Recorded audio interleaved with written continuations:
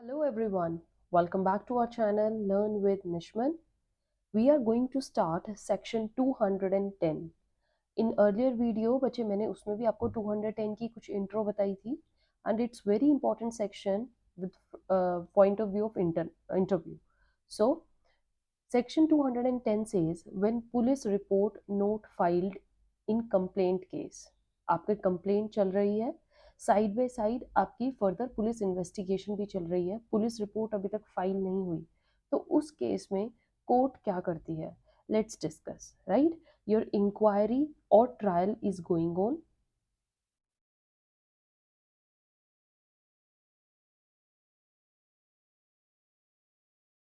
Magistrate gets to know that investigation is pending. Side में investigation is still pending. Police report is not filed. Investigation going on. Magistrate shall stay the proceedings. That's what the whole summary of this section 10 is. 210 is. Inquiry trial एक तरफ चल रही होती है, investigation एक तरफ चल रही होती है, पुलिस रिपोर्ट अभी तक फाइल नहीं हुई है, तो जो मैजिस्ट्रेट है ही has to state the proceedings. Right बच्चे? सो आपका क्या होता है, जैसे एक्यूज्ड है ए, राइट, इसके खिलाफ कंप्लेंट प्रोसीडिंग्स चल रही हैं, ओके, एंड अभी तक पुलिस रिपोर्ट फाइल नहीं हुई है. ये यहाँ पर क्या होगा, जब तक पुलिस रिपोर्ट फाइल नहीं हो जाती, सिंगल जजमेंट देने के लिए मैजिस्ट्रेट क्या करते हैं, इसको अभी पेंडिंग या स्टे पे रख देते हैं जजमेंट को, ताकि एक होल प्रोसीजर आ जाए और फिर एक सिंगल जजमेंट पूरे केस की दी जाए. Magistrate will take evidence of first and then he will take the evidence of the second, try the offenses together that will be taken against each of these. Avoidance of conflict of judgment and saving the time of the court, it is necessary to stay the proceedings till the investigation is going on. So in the cases where complaint or information proceedings are going on in a court and the magistrate is brought to the notice of the fact that in the same case investigation is also going, ठीक है, कि trial और inquiry अभी court में चल रही है, but अभी मैजिस्ट्रेट को नोटिस में आया कि उसकी इन्वेस्टिगेशन भी अभी चल रही है, तो then if the case is the same, ये चीज ध्यान रखना बच्चे, the magistrate shall first stay the complaint proceedings and then require police officer investigating the case to file police report. ठीक है, वो क्या करेंगे, कंप्लेंट प्रोसीडिंग्स को अभी स्टे कर देंगे और पुलिस रिपोर्ट को, पुलिस ऑफिसर को कहेंगे कि पुलिस रिपोर्ट को जल्दी से जल्दी वो फाइल करें. The police officer is not bound to immediately file the police report, ठीक है, वो एकदम से बाउंड नहीं है, rather he will do so as and when the investigation gets completed. वो पूरी इन्वेस्टिगेशन कंप्लीट होने के बाद ही पुलिस रिपोर्ट को फाइल करेंगे. टिल देन जो इंक्वायरी या ट्रायल प्रोसीडिंग्स गोइंग ऑन है which were stayed will continue to be stayed, जो स्टे है ऑलरेडी वो स्टेड ही रहेंगी.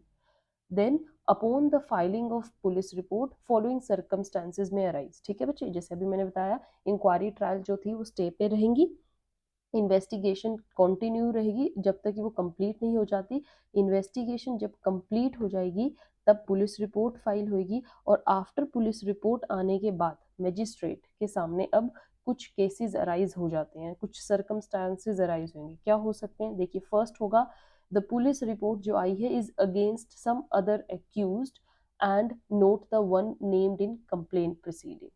ठीक है, जिसके खिलाफ इंक्वायरी या ट्रायल चल रही है, जो एक्यूज्ड पर्सन उसमें है, और एक्चुअल में जो पुलिस रिपोर्ट रेडी की गई है इन्वेस्टिगेशन पूरा कंप्लीट करने के बाद, यहाँ पर एक्यूज्ड डिफरेंट आता है और यहाँ पर एक्यूज्ड डिफरेंट है. ओके, तो यहाँ पर क्या होगा, in such a case magistrate में take cognizance upon police report against the other accused. Other accused के खिलाफ उस पुलिस रिपोर्ट पर कॉग्निजेंस ले लेंगे, एंड द अर्लियर जो पेंडिंग प्रोसीडिंग्स ऑलरेडी हैं ऑन कंप्लेंट विल रिवाइव, वो रीस्टार्ट हो जाएंगी, and they will continue as a complaint and information proceedings without any effect. ठीक है, उस सपोज कीजिए ए एक्यूज्ड था, इसके खिलाफ अभी ट्रायल और इंक्वायरी कोर्ट में चल रही है और इसी के खिलाफ अभी पुलिस रिपोर्ट जो है वो पेंडिंग है. ठीक है, इन्वेस्टिगेशन अभी चल रही है। तो ट्रायल कोर्ट क्या करती है, अभी इसको यहाँ पर स्टे कर देती है। स्टे करने के बाद क्या होता है, इतने वो पुलिस रिपोर्ट का वेट करते हैं। पुलिस रिपोर्ट जैसे ही इन्वेस्टिगेशन कंप्लीट हो गई, तो कंप्लीट होने पर जो एक्यूज्ड यहाँ पर नेम आया दैट इज बी। यहाँ पर पता लगा कि एक्चुअल में जो ऑफेंस हुआ है वो बी से हुआ है। तो कोर्ट क्या करेगी, जो ये ए के खिलाफ स्टे है इसको रिवाइव कर देगी, ये एज इट इज चलेगा। और जो बी के खिलाफ यहाँ पर पुलिस रिपोर्ट में केस आया है इसकी वो कॉग्निजेंस अलग से लेगी। So they will go on separately. Two cases will be tried separately, though it would be preferable that the two shall be tried by the same magistrate. इनको same magistrate ही करे, ये बात होती है, बट ये साथ साथ चलते रहेंगे। नेक्स्ट केस जो आपका अराइज हो सकता है वो ये भी हो सकता है, एक तो देखो ये हो गया, या फिर ये भी हो सकता है जो पुलिस रिपोर्ट आई है is against the same accused. ठीक है, उसमें एक्यूज्ड तो सेम ही आया, उन्होंने भी ए के खिलाफ ही रिपोर्ट रेडी करी, but it is in the form of closure report. मतलब closure report they are saying कि जो इन्वेस्टिगेशन है उसमें ए को वो डिसमिस करते हैं, वो कहते हैं कि ए के द्वारा जो ऑफेंस है वो नहीं किया गया है, ए जो है वो बरी किए जाते हैं, या ये जो ऑफेंस है इसमें ए का कोई रोल है ही नहीं, क्लोजर रिपोर्ट दे देते हैं। तो क्या होगा, if magistrate doesn't take cognizance then the earlier pending proceedings जो है वो रिवाइव, ये चलती रहेंगी ए के खिलाफ, और यहाँ पर जो इन्वेस्टिगेशन है वो वहीं की वहीं क्लोज हो जाएगी। राइट बच्चे, and continue normally as complaint और information proceedings are going on. Right, एक केस ये भी हो सकता है। थर्ड जो केस है वो ये हो सकता है कि if the police report is filed against same accused, मतलब यहाँ पर ए के खिलाफ ही पुलिस रिपोर्ट आती है और उसमें ए को मुजरिम ठहराया जाता है, उसमें ए को वो कहते हैं कि एक्चुअल में जो ए है उसी ने ऑफेंस किया है। राइट, तो पुलिस रिपोर्ट ए के अगेंस्ट ही फाइल की गई। ठीक है, यहाँ पर था बी के अगेंस्ट फाइल की गई फर्स्ट केस, सेकंड केस में ए के खिलाफ फाइल नहीं की गई बिकॉज वो क्लोजर रिपोर्ट हो गई। थर्ड ये हुआ कि ए के खिलाफ ही फाइल की गई, same accused, and the magistrate take cognizance upon the police report against the same accused, then section 210 का जो क्लोज 2 है बच्चे, it will apply. Right, the effect will be that जो पुलिस रिपोर्ट केस है as it is will be tried as police report case, but the complaint proceedings will be revived and will also be tried as a police report case. मतलब ये जो complaint case था ये police report case भी बन जाएगा और दोनों को सेम ही कोर्ट सेम ही मैजिस्ट्रेट हेल्ड करेंगे, they will be tried together. This the documents of section 200, 202 etc. or the information in section 190 clause 1c will be treated as if they were documents submitted on police report, and the two cases both will be tried in the same trial by the magistrate concerned as if both were instituted on the police report. ऐसा लगेगा कि दोनों ही cases police report के हिसाब से आए हैं। I hope now you are clear. Right, आपका एक बच्चे लैंडमार्क जजमेंट रही है Harjinder Singh versus state of Punjab. Harjinder Singh versus state of Punjab. इसमें क्या बोला गया था, in this case where two trials have been joined together, the effect is that evidence of one case will be recorded only after the evidences of the other case have been recorded, and any witness which is common to both the cases shall be examined only once for both the cases। जैसे यहाँ पर ए के खिलाफ police report बनी यहाँ पर, तो ये जब तक स्टे था इसके जितने भी एविडेंसेस होंगे वो एविडेंसेस यहाँ पर ही माने जाएंगे। ठीक है, इसके एविडेंसेस को पहले हेल्ड किया जाएगा, फिर सेकंड वाले एविडेंसेस को हेल्ड किया जाएगा, और जो विटनेसेस हैं वो तो देखिए दोनों में सेम है तो उनको सिर्फ एक ही बार एग्जामिन किया जाएगा। Right, only once for both the cases, this will reduce unnecessary wastage of time of the court and will also avoid a conflict of judgment. So the judgment will be single if the trials have been joined together, and in the same judgment the final decision of both the cases shall be recorded in two separate paragraphs। अब 210 से related बचे कुछ extra information है उसको ध्यान में रखिएगा। क्या होता है, section 210 will apply only when the investigation is pending while the complaint और information proceedings are going on. ये नेसेसरी चीजें होनी चाहिए। इंक्वायरी या ट्रायल, उसकी प्रोसीडिंग्स जो कोर्ट में वो ऑलरेडी चल रही हो, एंड इन्वेस्टिगेशन उसकी पेंडिंग हो। Thus in a case where police report has already been filed, ठीक है, and thereafter a complaint is filed before magistrate, so section 10 will not apply there, ठीक है। जहां पर पुलिस रिपोर्ट फाइल हो ही चुकी है, तो फिर आप दोबारा से कंप्लेंट कर रहे हो तो उसका वहां पर सेक्शन 210 का कोई रोल नहीं है। Section 210 doesn't bar taking the cognizance, rather it bars continuance of complaint proceeding। ये दोबारा से कॉग्निजेंस लेने में मना नहीं करता है, सिर्फ आपको कंटिन्यू वही चीज करने से मना करता है। All right, so police report case would be decided on the basis of its own evidences only and not the complaint। सबसे पहले आपको पुलिस रिपोर्ट जो इस चीज की है, ये आपका फर्स्ट केस होता है, क्योंकि इन्वेस्टिगेशन अभी चल रही है। आपका पहले जो मैजिस्ट्रेट है वो इस चीज की वेट करेंगे, पुलिस रिपोर्ट की। उसके बाद जो ऑलरेडी कंप्लेंट या इंफॉर्मेशन पे प्रोसीडिंग चल रही है वो सेकेंडरी थिंग है, उसको फिर कंसीडर किया जाएगा। So if there is common evidence they can be used for both the things, right? If magistrate finds that if the evidences of police report case is weaker than the complaint proceedings, then magistrate has power under section 311 to use the evidence of one into the other so that there is a party of judgment। Okay, section 210 एक और चीज बच्चे, will not apply to maintenance proceedings. आपकी maintenance proceeding हम करेंगे, इस पे एक सेपरेट वीडियो बनेगी, very important, under section 125 CrPC. तो जो मेंटेनेंस प्रोसीडिंग है उसमें सेक्शन 210 अप्लाई नहीं होता है, as in that case there is no person who can be called as an accused. 210 में तो हम एक्यूज्ड को इंक्लूड करते ही नहीं है। So the purpose of section 210 is to prevent unnecessarily multiplicity of proceedings in the same case against the same accused, as this may result into conflicts of judgment। Police report cases is also called what? State cases, right? So state case जो होती हैं उनको आप तब तक नहीं continue कर सकते जब तक उनकी पुलिस रिपोर्ट आपके पास फाइनल होकर नहीं आती है।